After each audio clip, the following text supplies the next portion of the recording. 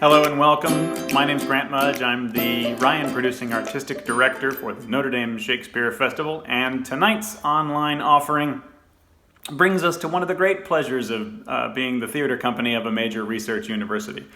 Our panel tonight is from the Early Modern Circle, and they'll be taking a look at Shakespeare and the Plague. Before we get started, I wanted to encourage you to ask your questions of the scholars throughout tonight's premiere in the chat window of the YouTube video. They will then have a chance to answer them in a live Q&A following their discussion. Just navigate back to the Shakespeare at Notre Dame YouTube page for the Q&A, where they will be joined by a very special guest, our own friend and colleague, Peter Holland, who's one of the more respected Shakespeare scholars in the world.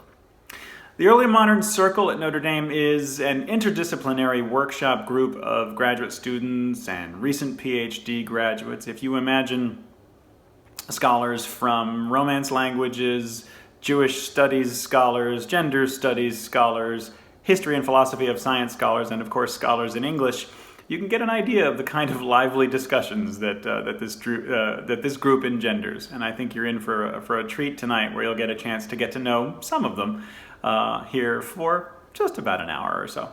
As panelists, they make some really terrific connections between our era of frequent sequestration, social distancing, and political leadership challenges with Shakespeare's own during a time of the plague. And I know that they're really looking forward to your questions in the Q&A as well. So let's turn it over to Emily Donahoe to get things started. Enjoy. Hi, everyone. My name is Emily Donahoe. I am a co-host of the Early Modern Circle at Notre Dame, or a co-organizer of the Early Modern Circle. And we have a really great event for you today. We're going to be talking about Shakespeare in a time of plague, and picking up on an ongoing conversation about that currently taking place within the larger culture. So it's a conversation that kind of started all the way back in March, if you can remember back in March, when Roseanne Cash tweeted, just a reminder that when Shakespeare was quarantined because of plague, he wrote King Lear. And this is a tweet that sparked a lot of controversy and many think pieces on Shakespeare's relationship to the plague. And it started a conversation we're going to continue today. So I'm going to give a little bit of background, and then I'll introduce our panelists. We have three fantastic panelists today who are going to make short presentations on Shakespeare and the Plague. Then we're going to have a little bit of conversation among the panelists, and then that's going to be followed by a live Q&A with surprise special guest, Dr. Peter Holland. So we're very excited for that conversation. But before we get started, I'm just going to provide a little bit of background on the subject today, and on the recent conversation about Shakespeare and the Plague. So in the parish register for Holy Trinity Church in Stratford-upon-Avon, you can find a record of Shakespeare's baptism on April 26, 1564. And only a few months later, the vicar entered three words into the margins of that book: Hic incipit pestis, or here begins the plague. An infant Shakespeare escaped this visitation of the plague that killed nearly 1/5 of the population in his hometown. But this would not be Shakespeare's final brush with the deadly disease. In August of 1596, the plague may have taken the life of his 11-year-old son, Hamnet, whose life and death is the subject of a new novel by Maggie O'Farrell, which I'm very much looking forward to reading.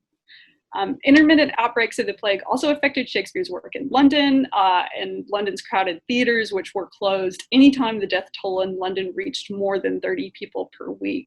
So what was life like for Shakespeare amidst these quarantines and closures? How did it affect his work?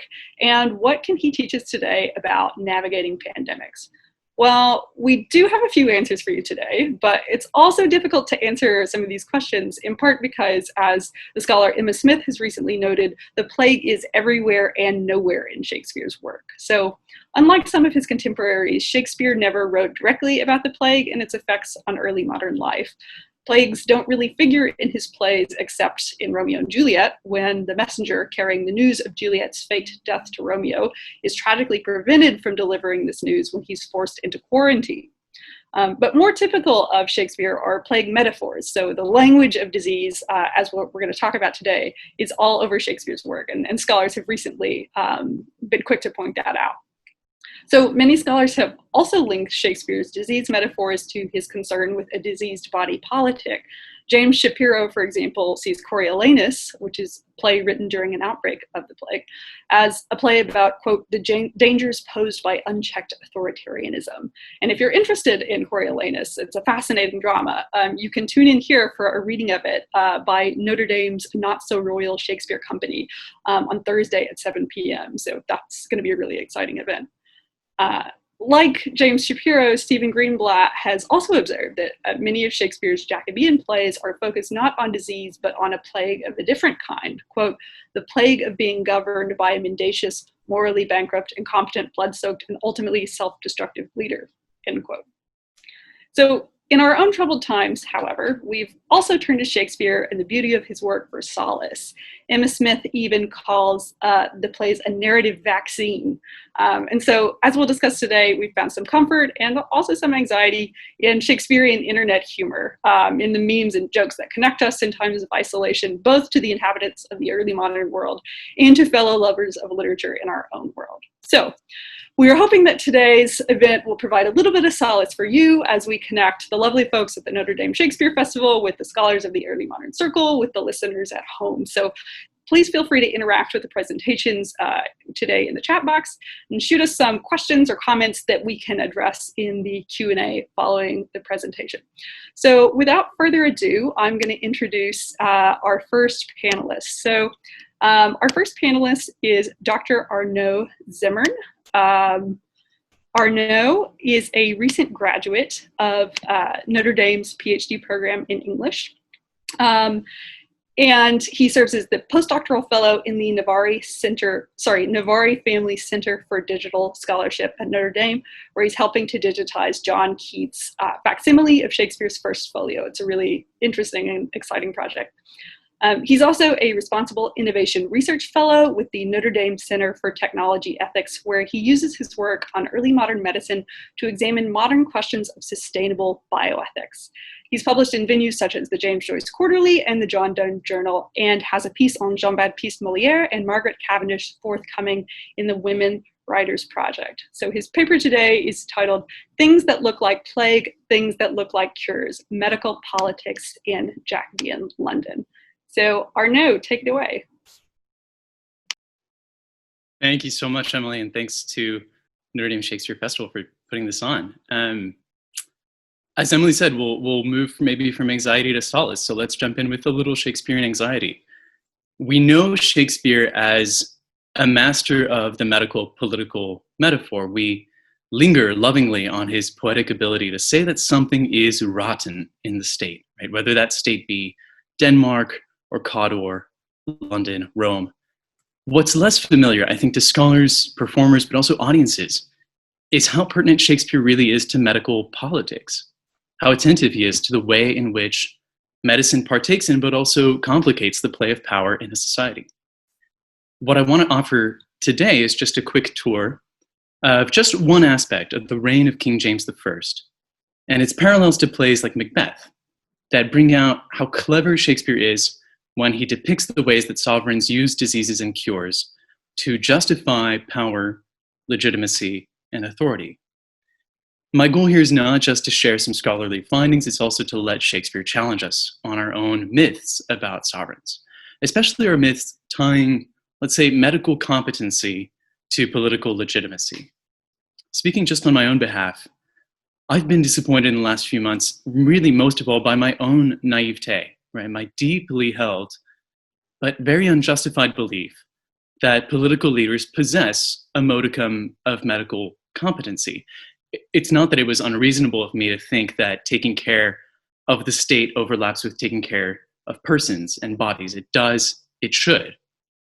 It's simply that a great number of us, myself included, have been thinking and debating, very much as the early moderns did, whether rulers are legitimate if and only if they are medically competent, and vice versa, whether rulers become illegitimate when they prove medically incompetent. Now, some version of that question was on probably every Londoner's mind the day King James VI of Scotland announced he was delaying his coronation ceremony as King James I of England on account of plague. We're in 1603. Shakespeare has just wrapped up Troilus and Cressida.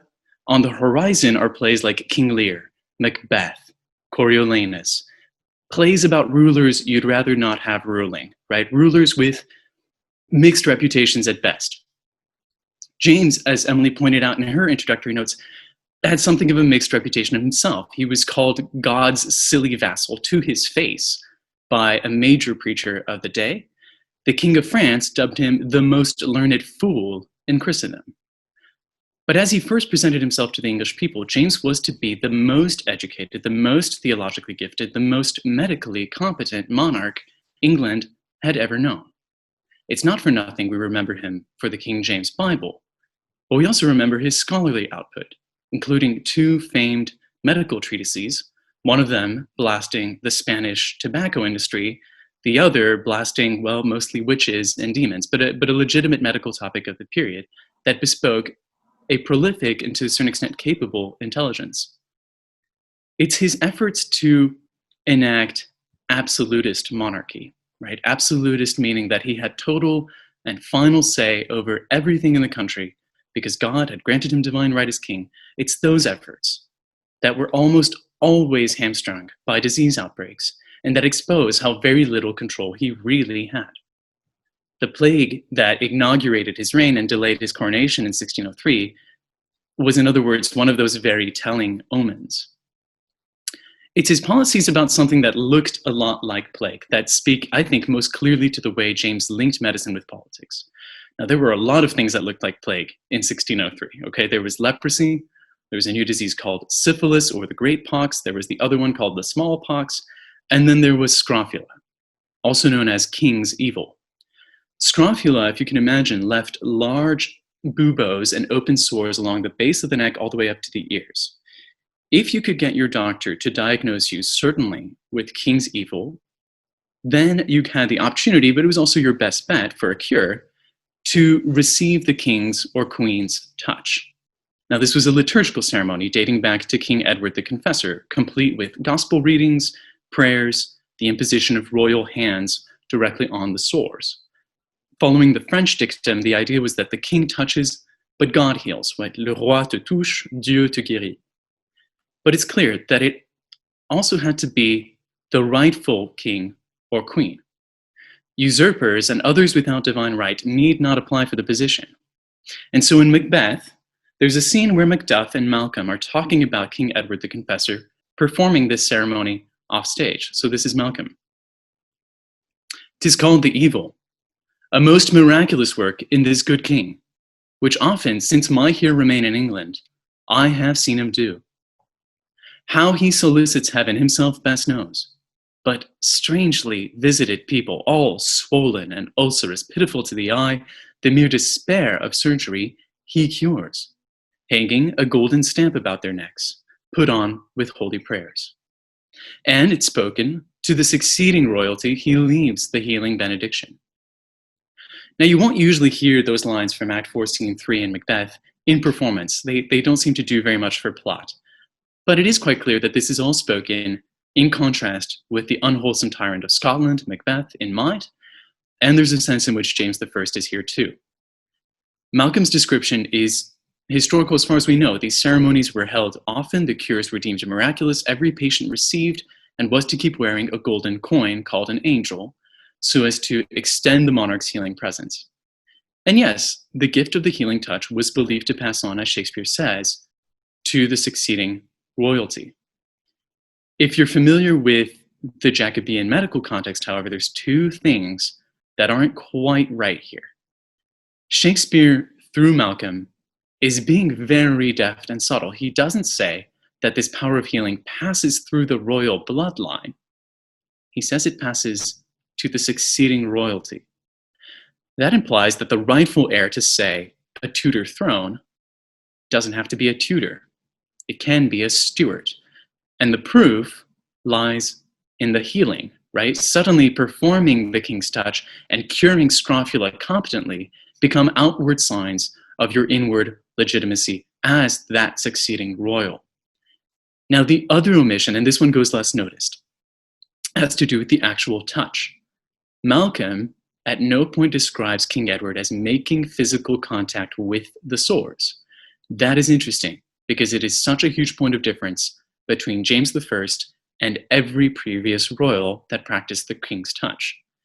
We have it, for instance, from her chaplain, William Tooker, that Elizabeth I, and this is a beautiful quote, with her very beautiful hands, radiant as whitewashed snow, courageously free from all squeamishness, touched their abscesses, not with her fingertips, but pressing hard and repeatedly with wholesome results. And how often did I see her handling ulcers as if they were her own? All right, James, by contrast, on the other hand, was squeamish about the swords. His hands always hovered over them, but never really made contact, in part out of legitimate fear of transmission, in case this wasn't properly scrofula, but leprosy or plague, right? More than that, though, he was deeply uncomfortable with the whole ceremony and, let's say, the kind of theopolitics behind it. And this gets us back to the interplay between competence and legitimacy. So traveling from Scotland to London in the spring of 1603 for his coronation, James was supposed to, or was expected to, touch people en route. He declined. His rationale, as the historian Stephen Brogan has explained, was a largely Protestant one. He said the age of miracles was past. He said he didn't want to contribute to superstitions, and especially for the Scottish subjects of his, unaccustomed to seeing him do such things, he just didn't want to arrogate vainly to himself such virtue and dignity as to be able to cure diseases by touch alone. That's a quote. Now, something changed from spring of that year to autumn of that year, because James began to see he couldn't dispense with the touch altogether, lest he be seen to hold his people and the traditions of good kingcraft in contempt. So, in what was otherwise a very normal, staged, staid ceremony of royal touching in his antechamber at Woodstock, James departed from custom by opening with an impromptu speech explaining his skepticism against the royal touch, saying that it had no biblical warrant, that he didn't want to attribute more to myself than belongeth unto any man, and he didn't want to give any stock to the idea of sacred language, and that this was all either popery or witchcraft, but as long as it was all about God's power and the power of prayer, he was happy to continue the practice and even to innovate by practicing it on the Muslim son of a Turkish ambassador, a major innovation, right, cross-confessional. Now, I'm happy to talk more about the ceremony of the King's Touch in the Q&A or other aspects of medicine and power, but I wanted to highlight just how important it was for the early moderns that a legitimate ruler be also a legitimate healer. James's inheritors, Charles I and Charles II, pushed the King's Touch to the extreme. Charles II alone touched nearly 90,000 people during his reign. That, for reference, is 9 times the population of a town like Manchester towards the end of the 17th century. So healing really was a massive part of a sovereign's strategy for political legitimation in the public eye. Some of the questions that reading Shakespeare, reading Macbeth in a time of plague encourages us to think about are just how much of that mythos holds over when we expect our sovereigns to send out, if not their healing presents and their gold coins, then medical equipment of a valid kind, like protective equipment, testing kits, even stimulus packages for healing the economy. And on the reverse, a very different question, how far are we willing to deal with their incompetence when they pitch us things that feel like cures, but aren't, right? I'll stop there. We'll move on to, I think, the Q&A later on. I'll take other questions, but I'll send this back to Emily, and thanks so much for tuning in. Thanks, Arno. That was fascinating. I am going to turn over to our next panelist now, Chanel Cox. So Chanel is a English PhD student at the University of Notre Dame who's interested, broadly speaking, in early modern genre, gender, and philosophical and social conceptions of the body. She's going to talk to us about a really interesting topic today, about cuckoldry and the plague, actually. So the paper is called Porn Humor and the Plague, the Viral Nature of an Early Modern Meme. So great. Thanks, Chanel. Take it away. Hi, everyone, and thanks, Emily. Today I'm going to discuss connections between the early modern figure of the cuckold, the modern meme, and the plague. At the end of Francis Beaumont's 1607 play, The Night of the Burning Pestle, performed a year after the recent 1606 play, Rafe, Beaumont's farcical knight errant, addresses the audience post-mortem with an arrow through his head and says, "Therefore, be warned by me, my fellows, everyone, of Fortets." In line with the tone of the rest of this delightfully satirical comedy, in which a grocer and his wife constantly offer commentary and inject themselves into the action, Rafe's meta-theatrical warning serves as a final satirical joke that includes the audience. Unsatisfied with the plot of the hackneyed city comedy, The London Merchant, the couple have their apprentice Rafe go up on stage to perform in the role of a knight, while other actors go along performing the original plot. Along with most of Rafe's other actions on stage, Rafe's final words directed to the audience do not clearly connect to the main plot, except to offer meta-theatrical and generic commentary. While neither of the plots have anything directly to do with cuckoldry, in warning the audience about Fortets, Rafe jokingly compares his fate to that of the cuckold, as cuckolds were said to be endowed with horns in popular culture. The cuckold, or the unwitting husband of an unfaithful wife, was a constant figure of derisive humor in literature, poems, and songs. Medieval and early modern literature is filled with horn humor, such as Rafe's joke, and the cuckold often serves as a stock character. To be cuckolded was thought to be, as defined in The Malcontent, made a thing that's hoodwinked with kindness, whilst every rascal Philips his brows, to have a coxcomb with egregious horns pinned to a lord's back, every page sporting himself with delightful laughter, whilst he must be the last, must know it. As these lines demonstrate, inherent to the plight of the cuckold is his ignorance of what is being done to him. He is transformed into a thing, marked by a transformation that everyone but him can easily discern. The humor of the cuckold's position comes largely from the audience's enjoyment of having knowledge of his private situation that he does not. One can see how the dramatic irony inherent to the situation lends itself well to the theater. To the light of others, the cuckold, somewhat like Rafe, is transformed and ignorantly performs in a role for which he never bargained. Scholarly explanations for the cuckold's pervasive presence in early modern literature have generally argued that jokes about cuckoldry serve to mediate cultural anxiety by displacing the anxieties onto the cuckold and allowing the audience to laugh at the problem.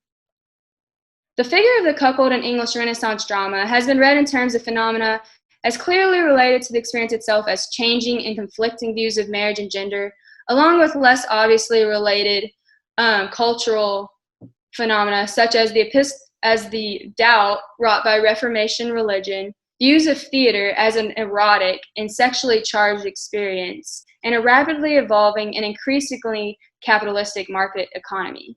The cuckold may, in its comedic usage, be seen as a symbolic everyman. The plight symbolizing the cuckold is, after all, an anxiety shared by individuals in the audience about gender, marriage, economy, or religion, or, as this presentation suggests, the plague.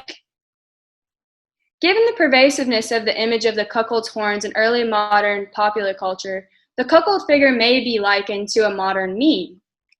A meme is, after all, outside of the term's modern usage, which refers to a viral image on the internet, defined as an idea, behavior, style, or usage that spreads from person to person within a culture. Memes, in the context of their modern study, are cultural texts that may be used to track popular cultural ideas and their evolution. The Journal of Memetics argues that the study of memes provides a powerful framework through which to understand both cultural phenomena and cultural evolution. The two earliest books on the subject in 1996 explains memes as cultural contagion or a virus. Like a virus, they are catching and given to mutation over time.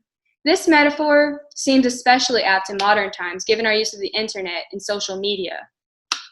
The metaphor of contagion provides perhaps even greater clarity, however, from the early modern perspective. In Shakespeare's time, it was believed that ideas, or rather the emotions evoked by them, literally had the ability to transform and potentially sicken the body. Plague years sparked an outpouring of literature, medical treatises, and sermons. Writings from the period wrestle with the contemporary notion that the body itself served as an outside indicator of one's mental and emotional wellness. A sick body was often seen as an indication of a sick or unbalanced mind. For instance, one early modern urges eschew all perturbations of the mind, especially anger and fear. The one by heating the body opens a door to the enemy for the enemy to enter. The other, by cowardly running away, gives him encouragement to tread on the hedge, which lieth lowest and maketh least resistance. Early moderns believed that negative or over-intense emotion could throw off the body's humoral composition and transform one's disposition while making him or her more vulnerable to physical illness. Alongside this notion is the concurrent belief in illness as a form of divine retribution, a punishment from God. It is unsurprising then that plague years were often perceived as an external sign of a morally ill or rotten nation. While suffering what one scholar has termed mass trauma, cultural representation in printed literature and performed drama, somewhat like our current use of internet memes in times of crisis, served as a way to both filter and understand the transformative effect of the plague on their culture and on their bodies. In the dramatic text of the 17th century, the cultural figure of the cuckold is refashioned and proves itself, like a meme, to be a portable and generative way to expose and understand cultural beliefs and attitudes. And anxieties. In the comedic paradigm of literary cuckoldry, the witty man below topples the position of the man above him, above because of wealth, status, or official authority as husband. In the generic medieval cuckoldry narrative that gets picked up in the early modern period, the husband or cuckold is generally an unsympathetic, controlling, and foolish figure. Our sympathies in these stories lie with the wife and the cunning man who are able to trick or work around the husband in order to fulfill their desires. Abstractly, the husband in these narratives, with his phallic-shaped headgear or horns, is scorned as the upholder of an at times a nonsensical social order in which some are afforded a position of authority who do not deserve it. In 17th century Jacobean drama, however, the cuckold figure takes on new complexity outside of comedy to express cultural anxiety not only about contemporary morality and systems of power, but about the inability to protect the body from forces outside of one's control, be it infidelity, emotional trauma, tyranny, or disease. The Jacobean Era, which lasts from 1603 to 1625, is marked by severe plague outbreaks in the years 1603 to 1604, 1606, and 1608 to 1609. Markedly, in Jacobean tragedy, the literary cuckold figure mutates, as memes do, to take on a new form. In complex contrast to the classic cuckoldry narrative, in Jacobean tragedy, the cuckolder is characterized as a disease that the cuckold and his wife are infected by. In Women Beware Women, after the Duke uses his position to coerce Bianca to cuckold her husband, Bianca describes the Duke as an embodiment of infection. Bianca cries, infectious mists and mildews hang at his eyes. The weather of a doomsday dwells upon him. Yet, since mine honor's leprous, why should I preserve that fair that caused the leprosy? Come poison all at once. Similarly, in The Changeling, another Jacobean tragedy, Beatrice Joanna, feeling remorse for cuckolding her husband with a lower-class man, says to her father, "Oh, come not near me, sir. I shall defile you. For your better health, look no more upon it." In the Maid's tragedy, Evadne, the king's mistress, tells the king that he is a foul canker, which didst poison her, so that although she was once beautiful, now she is as foul as he is. The cuckolded husband in these plays, even as he is initially unaware of the infection, is transformed and infected by the cuckolder's control over his wife's body. Rather than offering relief through slapstick humor, as in earlier versions of the paradigm, the cuckold in Jacobean tragedy anxiously highlights the body's vulnerability to grotesque transformation. The cuckold's horns, associated with virile or lustful animals, signify the gluttonous appetites of the other characters within the play and serves as a mark of infection in a morally diseased world. Though the cuckold figure in Jacobean tragedy gains new significance and complexity in its tragic form, it continues to be used for comedic effect, albeit offering much darker humor. Before Shakespeare's Hamlet described his world as rank and gross in nature, called the sky a foul and pestilent congregation of vapors, famously told Ophelia, "Get thee to a nunnery," and contemplated whether it is better to be or not to be, there was the figure of Vindici in Thomas Middleton's The Revenger's Tragedy. The Revenger's Tragedy was published in the same year as the 1606 plague outbreak and features a character that, somewhat like Hamlet, seems obsessed with notions of corruption and disease. The Duke killed Vindici's fiancée for refusing to accept his sexual advances, and he is out for revenge. As a result, Vindici stalks around a morally corrupt court, carrying the skull of his murdered fiancée as a tool to highlight moral corruption and folly. Vindici calls the skull the terror to fat folks, engaged with banquets, ease, and laughter. He argues that drunken lust begets so many drunkards. Sin begets sin. Cuckoldry is an indicator and an offspring of such revelry. In anticipation of the Duchess's adulterous act, Vindici jokes that at night, cuckolds are coining, apace, apace, apace, apace. Cuckold makers beget more cuckold makers. Cuckolds are rapidly minted, one after the other. Although the cuckold is on one level a sign of a decadent and disordered world, as a figure of satire, the cuckold in Jacobean tragedy has a double movement, in that it provides both scathing moral judgment and relief through humor. Despite the terror of Vindici's skull, one cannot help but laugh at the image of cuckolds a-coining. Thank you.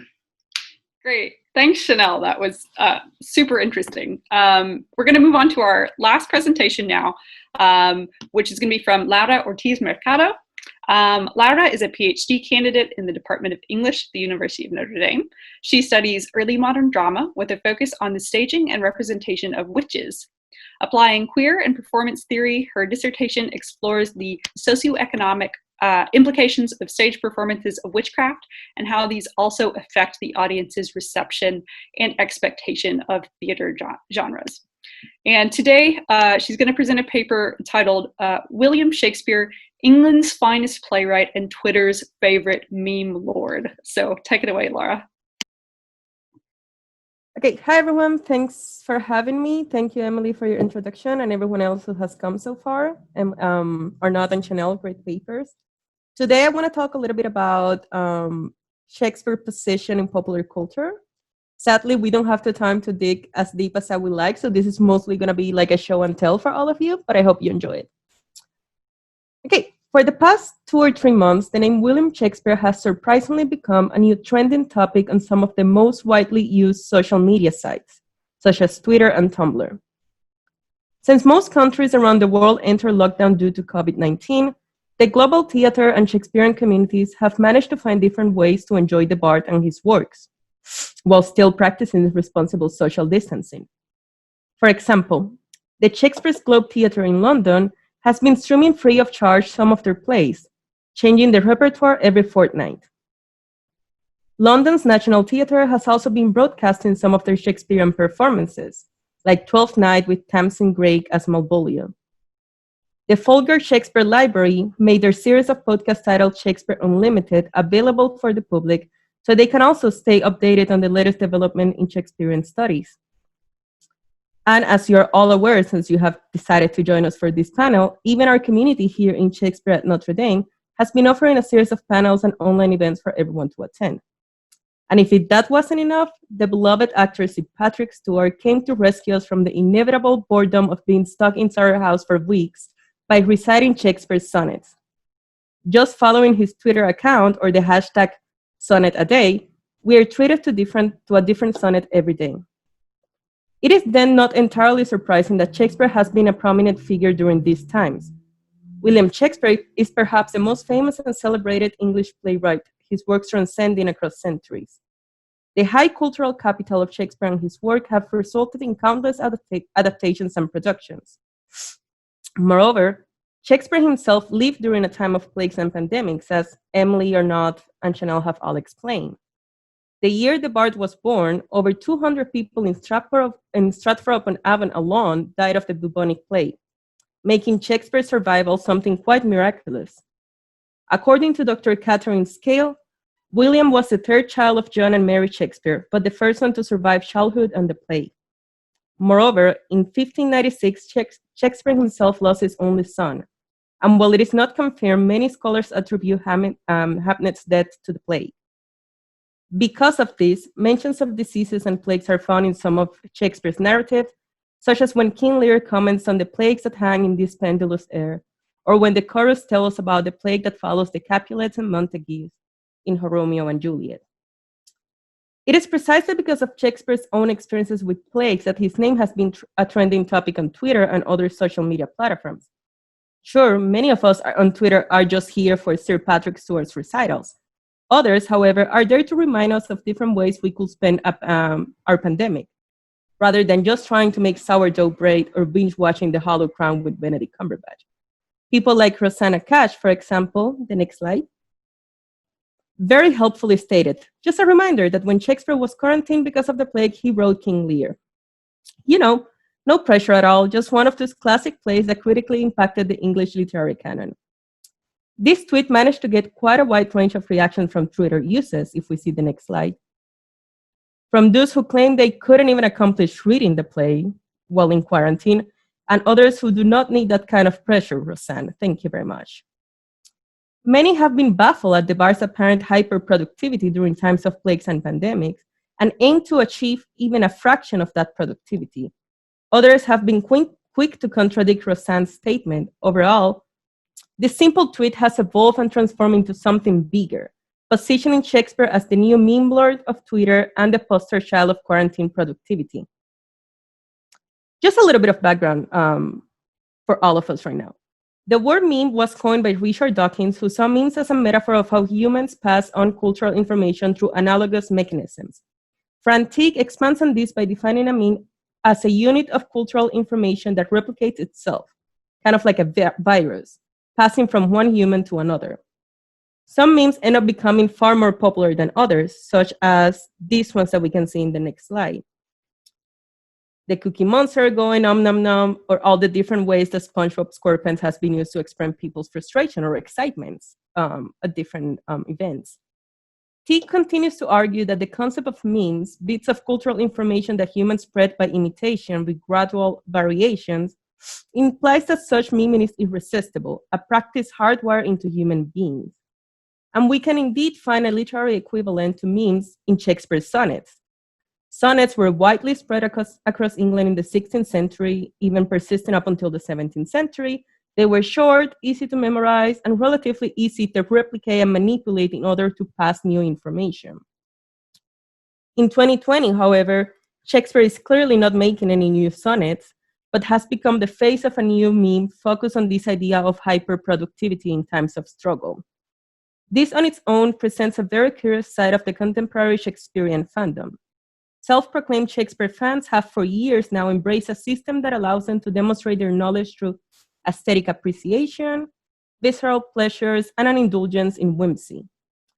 Jennifer Holt describes this fandom as one where playful whimsy consciously exercises a freedom of aesthetics and rhetorical choice, one that stands in contradiction to the rigorous academic structures that likely provided their initial entry to Shakespeare. In other words, the creation and use of Shakespeare memes and other fan works is often a result of a desire to engage with the material in a new manner, to find a higher sense of enjoyment within academic spheres, and to find a way to make Shakespeare relevant for younger audience members and non-academics alike. Nonetheless, the latest use of Shakespeare in popular culture raises some concerns. Turning to Shakespeare, in the next slide, to a comparison for the amount of work which should aim for during a situation as stressful and as delicate as a pandemic is counterproductive at the very least.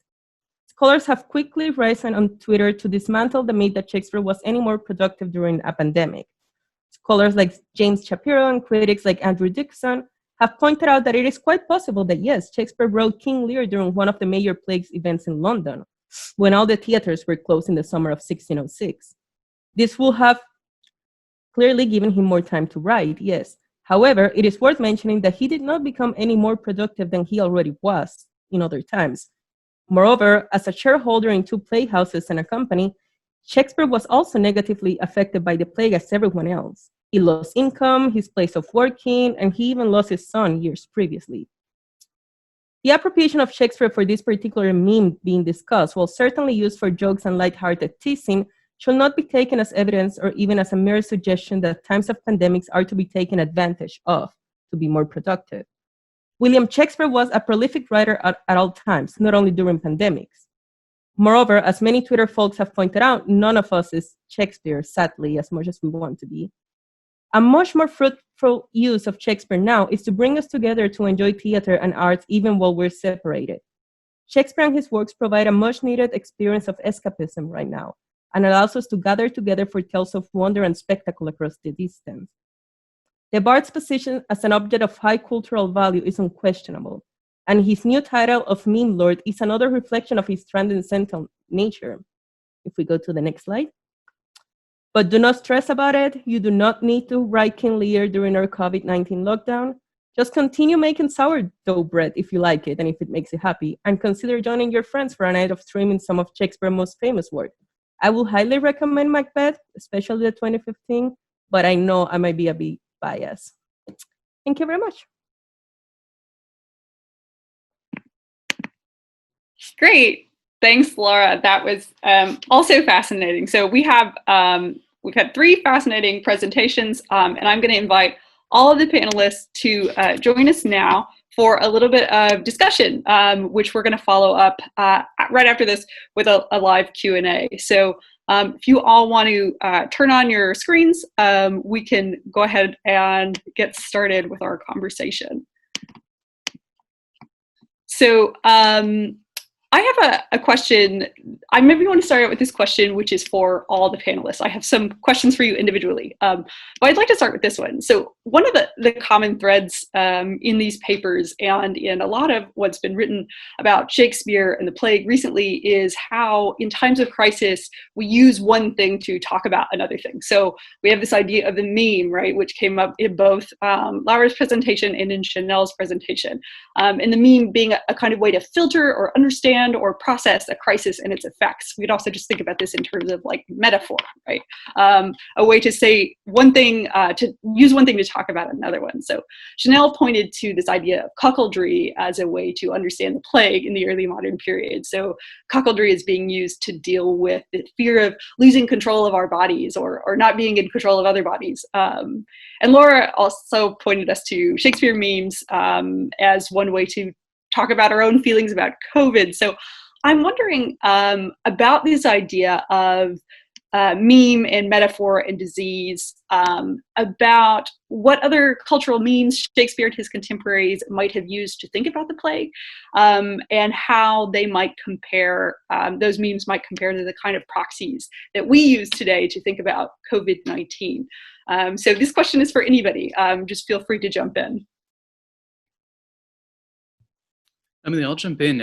Is a great question. It does tie all of our papers together. And I was thinking during Chanel's piece about something like Susan Sontag's work on illness as metaphor, which I think, as much as Shakespeare's works, has been on everyone's minds during the pandemic. A kind of, you know, in a nutshell version of the thesis of that essay and then the book is just that metaphors are used to kind of give some control to things that we don't understand, especially illnesses that seem to kind of exceed our own grasp and our own control. But the flip side of that, and she draws mostly on kind of, I would say, 18th, 19th century literature about tuberculosis, right? But she uses that in particular to get at maybe an aspect that Chanel might speak about more with regards to cuckoldry, which is that those narratives, those metaphors, those memes end up generating narratives about how that disease works or about how that disease trajectory is going to look like. And it gets particularly worrisome in the case of something like AIDS or in the case of something like cancer. And so those are the two that Susan Sontag goes after. I don't know that in the present time we've developed as much of a narrative about COVID-19 and the trajectories that it has. But one of the things that the early moderns had for cancer, if you're interested, was the metaphor, the meme of a wolf. So there's really this idea that all of the parts of the bodies were these organized little sheep regimented by by the head and the kind of orderliness of the soul. And every once in a while, you actually had a sheep in wolf's clothing hanging around in the body.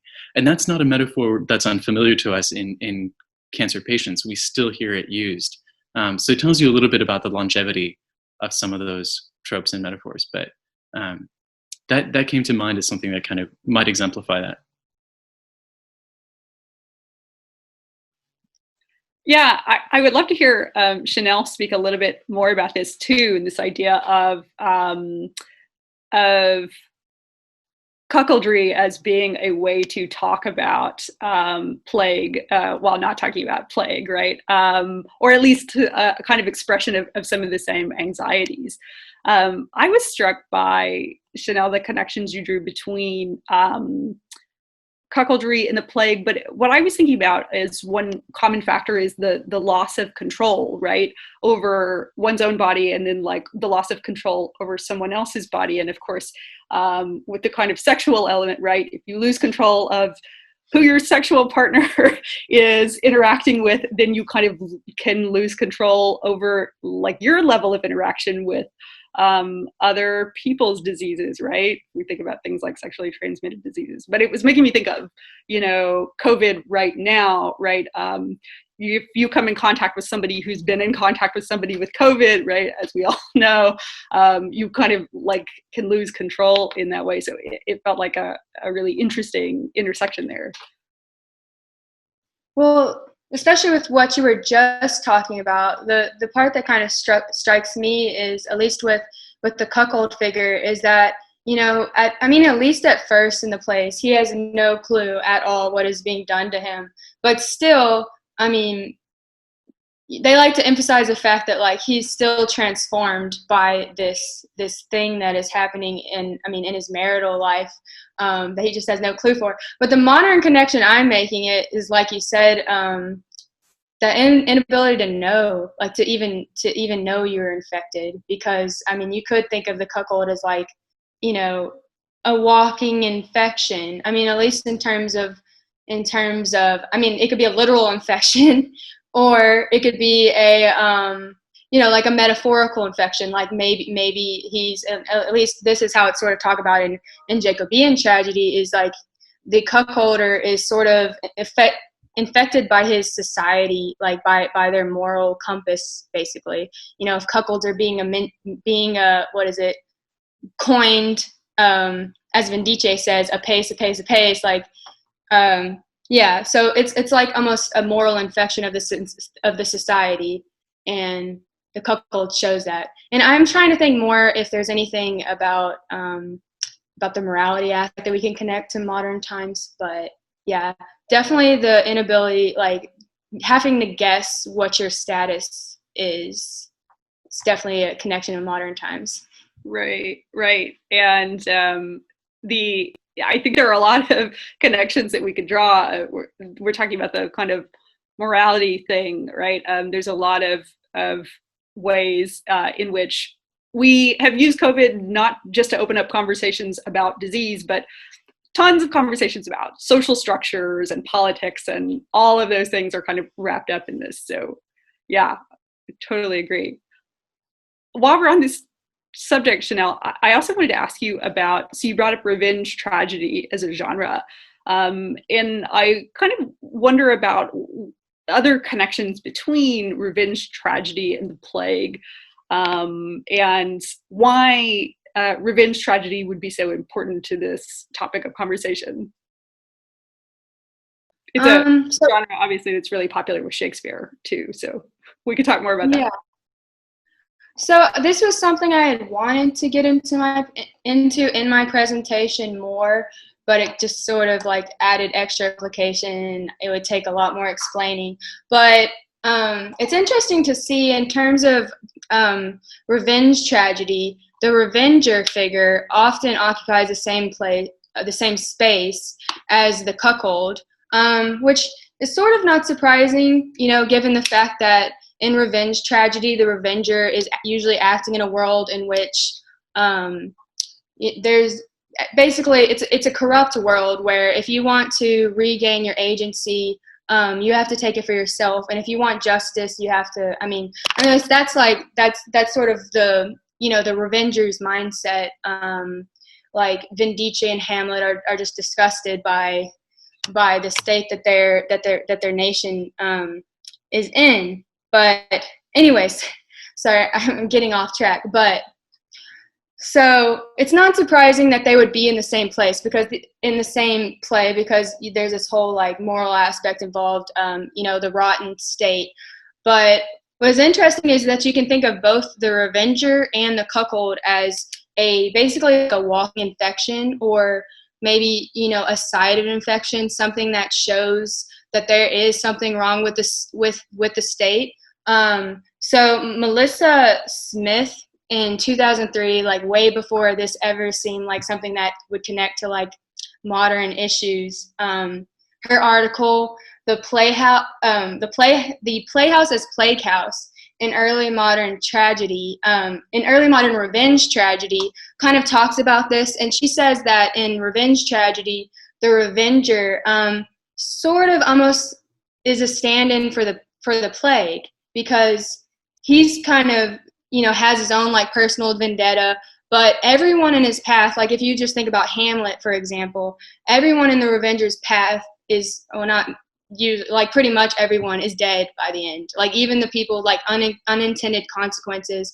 It's a common thing in revenge tragedy that there's just a pile of dead bodies on the stage, metaphorically, by the end of the play. So so Melissa Smith argues that they're sort of dealing with the plague in that way. So you can sort of see a parallel between like what she's doing and like what I'm thinking about with the cuckold, just sort of like subliminally like dealing with the plague without actually depicting an actual plague, just something that is like a plague. Right.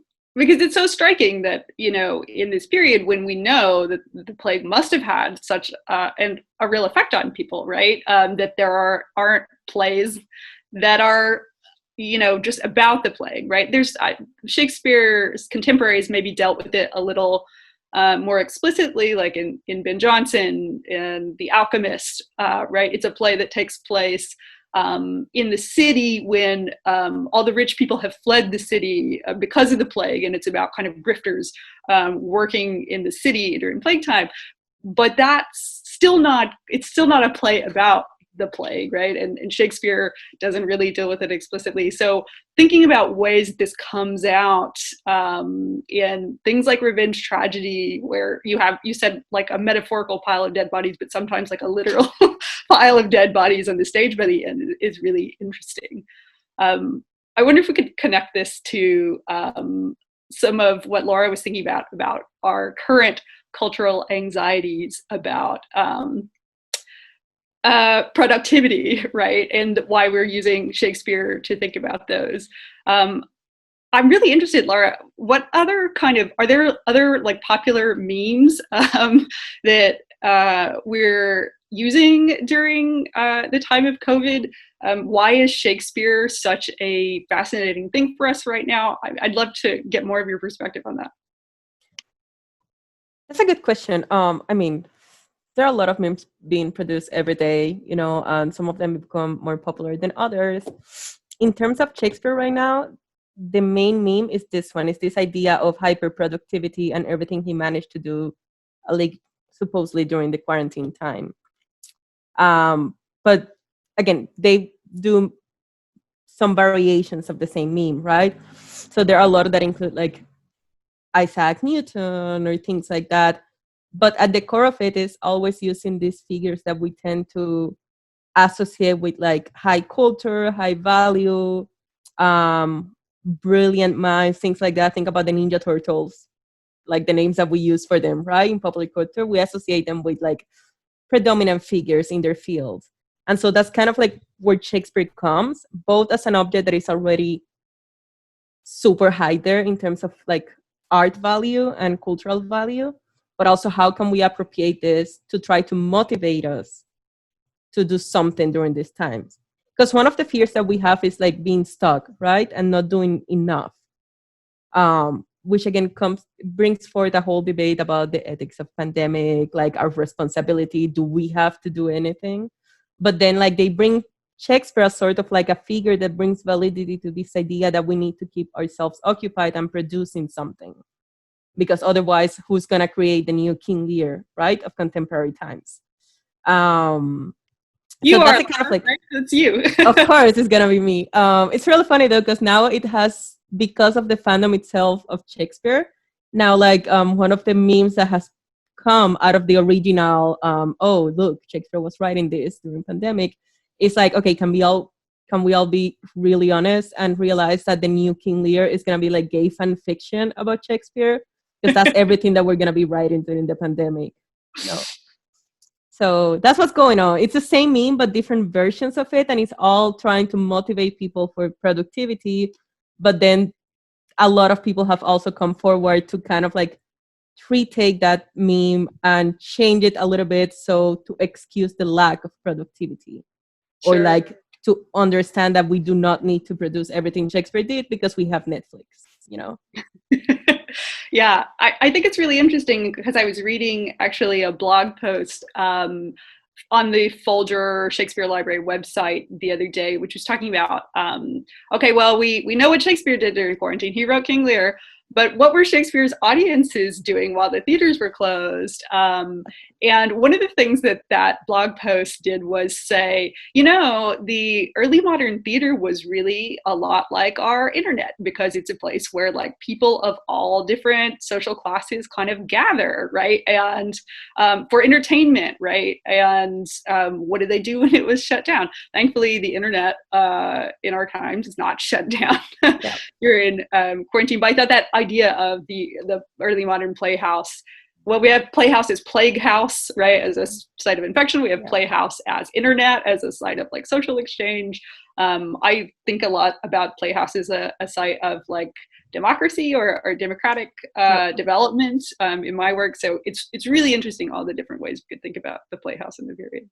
Yeah, and that's also like one of the most important things of even the fact that there's a meme about Shakespeare. Whatever the meme is about or whatever it's trying to like send a message about, at the core of it is we have this figure who's bringing all of us together to talk, to debate, to watch theater, right? Because this all started because of all the streaming and things, all the resources available suddenly for everyone about Shakespeare, right? Like all the plays that are suddenly free, which like, again, brings forth another debate about accessibility, who has access to Shakespeare, how they have access to it, and how the pandemic is allowing us to celebrate Shakespeare with more people.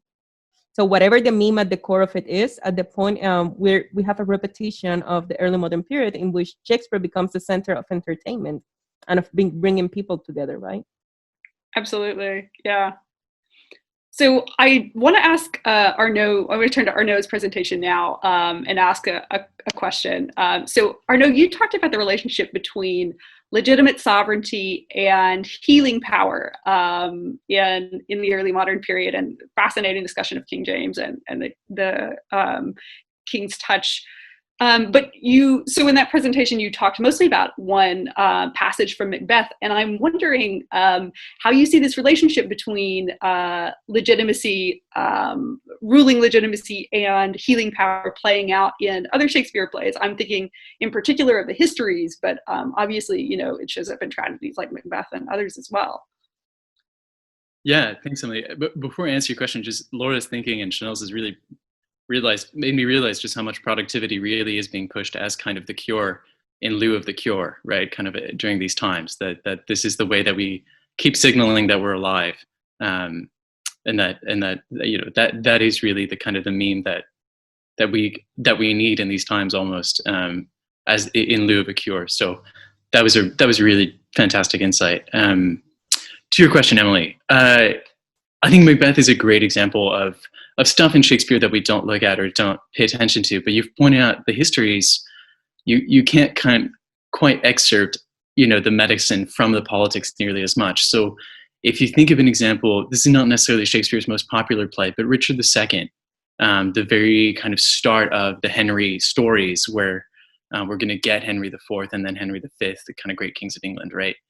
There's a really powerful scene. If you saw maybe the Hollow Crown version of this with Patrick Stewart, it's a scene where Richard II is facing off against another royal, John of Gaunt, played by Patrick Stewart. And the scene is incredible because John of Gaunt is telling here that, Richard II, the King of England, that he's not King of England, he's landlord of England, that he's doing a terrible job. And part of the problem that Gaunt tells him is that he's turned his counselors into his physicians, and those physicians are flatterers. And yes, that's metaphorical, but you have to understand that the reality is physicians do, I think, as we've mentioned, take a certain control of one's body and take ownership of it for the moment of its convalescence, right? That is a scary thing to tell a king who is supposed to be the physician sovereign of their land, that you have ceded control of your entire politics, your entire power to these kind of pseudo physicians who really are just giving you, the kind of sugar pill of flattery and sweetness. I think it's one of those scenes where Shakespeare kind of really presciently maybe captures some of the anxieties that we've seen between, say, a Dr. Fauci or a Dr. Deborah Birx with a Donald Trump. What happens when, the sycophants that you expect to kind of tell and confirm the message that you're putting out there maybe resist or say something else than what you're putting forward. Now, obviously, Shakespeare, I think, in that moment plays off of the anxieties that a viewing public feels when they see authorities disagreeing. And I think to a large extent, we've seen the media also profit off of those kinds of moments, turn those into scandals, when in fact, deliberation and maybe disagreement over what the right prophylactic methods should be is something to be expected between a sovereign who maybe has other concerns in mind and a expert physician who's going to have different concerns in mind. And so it's been really fascinating to watch a little scene like Richard II of John of Gaunt. And I really recommend checking out the clip on YouTube of it if you find it from the Hollow Crown. It's a fascinating moment of kind of truth-telling, of really speaking honesty to power with the understanding that power is not probably going to be able to understand or hear this. It ends with drawn swords and with climax and with anticipation. So if you need to hit pause on this and go check it out, enjoy. But that strikes me as another really kind of key moment where Shakespeare's attuned to those medical politics of saying, does a sovereign have complete medical legitimacy, or are they always derogating it? And just for the little Jacobean tidbit, of information, there's a sense in which James, over the career of as king from 1603 all the way to 1625, starts leaving more and more of that medical stuff aside to Parliament. And so he has an entire speech, an entire address to Parliament, where he addresses them as the physicians to his needs, and particularly his financial needs, his debts. And so he starts borrowing language straight from Falstaff when he talks about having consumption of the purse, right? A kind of tuberculosis of his wallet. And so King James is in the awful position at this point, but here he is pleading to his physician Parliament to kind of give him that money that he needs to kind of do stuff. So does that help, Emily? Yeah, I think that's fascinating. Also, on the subject of your paper, we have a question coming in from Grant on whether or not the King's touch is connected in any way to today's tradition, which may not be as much of a tradition anymore, of shaking hands with political candidates, or that physical touch. Do you have any idea? That is such a fascinating question, Grant. Oh my gosh. It is really interesting, right, to think of the early moderns as these people who don't necessarily have the kind of same fears that we have about contact and transmission through physical touch, but who almost on the reverse, see it as something that in certain cases can be healing. I don't know of a direct connection, but this might feed your hunger a little bit. There is scholarship about reactions to Princess Diana, right, Lady Di, who in the kind of wake of her death, people came out saying that they had physical contact and touched her and been healed of various either, mental depressions or just kind of actual physical ailments. And so even though she was, obviously not by blood right necessarily the queen, she kind of falls into this succeeding royalty that inherits the healing touch of a kind. So I don't think the myth is dead. Whether it connects to handshaking, I can't say, but there you have it. Okay, so we are quickly approaching the end of our conversation time, and we'll move on to the live Q&A. But one thing that I wanted to ask all of you quickly before we wrap this up, and maybe we can continue this conversation in the next session. But one thing we haven't really talked about a lot is how Shakespeare portrays isolation and its effects. So, I mean, we're all dealing to some degree or another with isolation. Is something that Shakespeare's contemporaries had to deal with during plague years. Sometimes people were boarded up in their houses if they were quarantined, right? And so as I was looking through a chronology of Shakespeare's plays, I was struck by how many were written in close proximity to the plague that deal with isolation. So Chanel, you gave the dates of some of those Jacobean outbreaks.